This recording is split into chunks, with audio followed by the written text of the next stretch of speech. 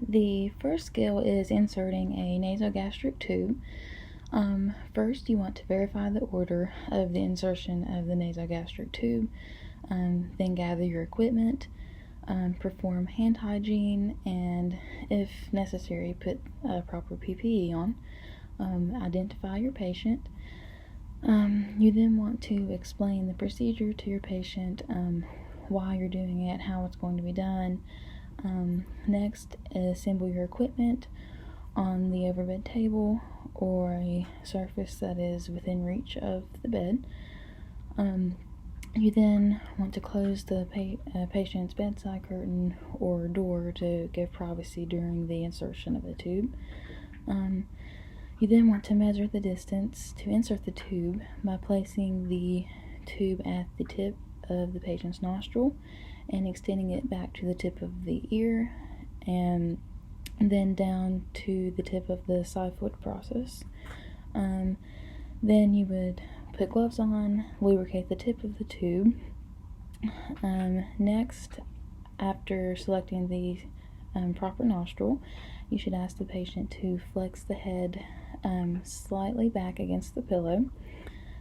You would then gently insert the tube into the proper nostril while you're directing the tube upward and backward along the floor of the nose.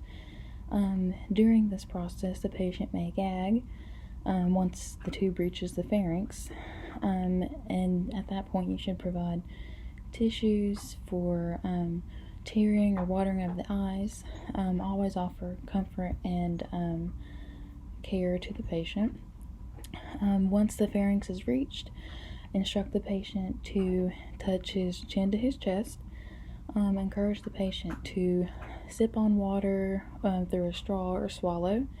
If gagging and coughing persist, you should stop advancing the tube and check the placement of the tube with a tongue blade and a flashlight. Do not use force.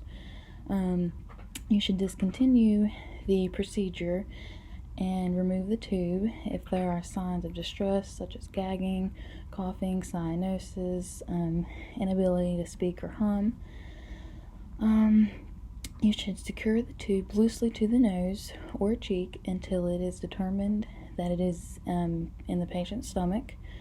To check that it is in the patient's stomach, you could obtain an x-ray, put gloves on, and attach the syringe to the end of the tube and aspirate a small amount of the stomach contents. Measure the pH of aspirated fluid, visualize aspirated contents, check for color and consistency, measure the length of the exposed tube at the nostril.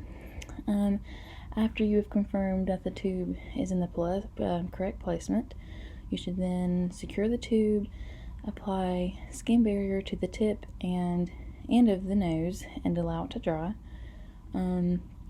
You should cut a 4-inch piece of tape and split the bottom 2 inches, or use packaged nose tape for NG tubes.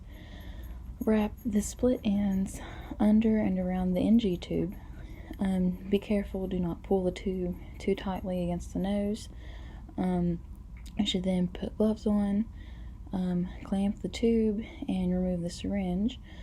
You should always measure the length of the exposed tube.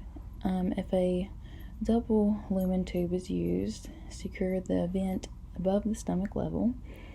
You should then assist with oral hygiene every 2 to 4 hours, lubricate the lips, and then you can remove the equipment, place the patient in a position of comfort, lower the bed, raise the bed rail, and at this point you can remove any PPE that you were wearing, gloves, and perform hand hygiene.